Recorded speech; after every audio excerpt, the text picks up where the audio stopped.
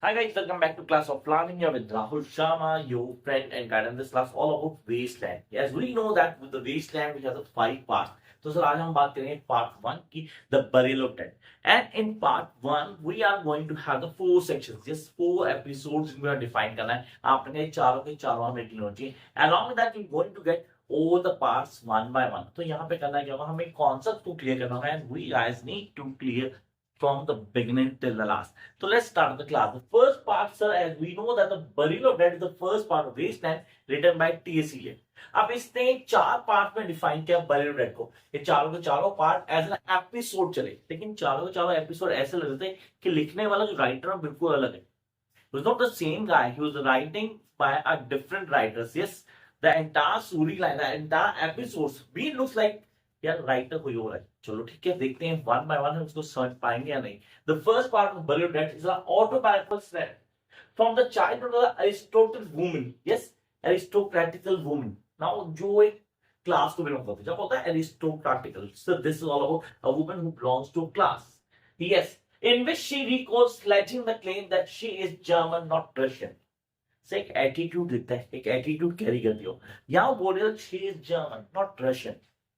से story line का basic meaning क्या हुआ, what is the message being given here. चलो आगे पढ़ते हैं. The woman mixes a meditation on the senses that remarks on the barren state of the current existence. Barren state.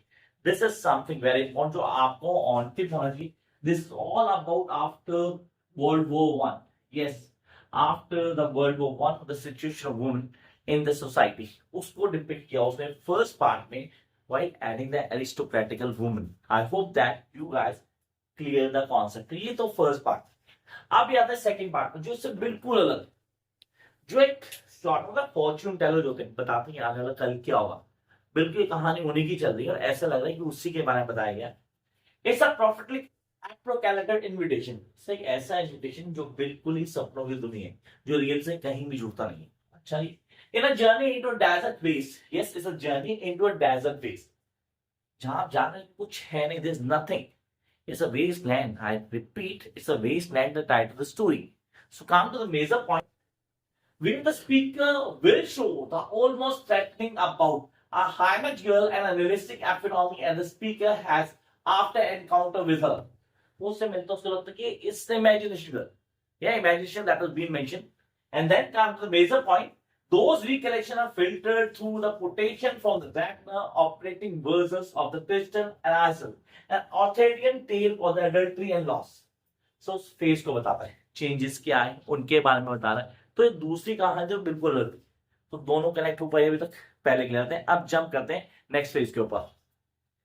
Come up to the third part, that's really important. आपकी तो first to पहली कहानी पूरी तरह से autobiographical story थी, किसी women की, उसके बारे में बताया गया. सेकंड पार्ट आपको एक ऐसी टेल बताएगी जो डिफाइन करती है किसी एक मूवमेंट को, जो किससे कनेक्ट कर रही है. चलो यार थर्ड पे आते हैं. Here we have the third. The third episode describes an imagination tarot trading card. Say imagination tarot trading card. Imagination यहाँ भी थी, imagination यहाँ भी थी. थर्ड में भी imagination चल रही है, लेकिन tarot trading card है. And in which some of the cards it includes is reading are not a part of actual tarot deck.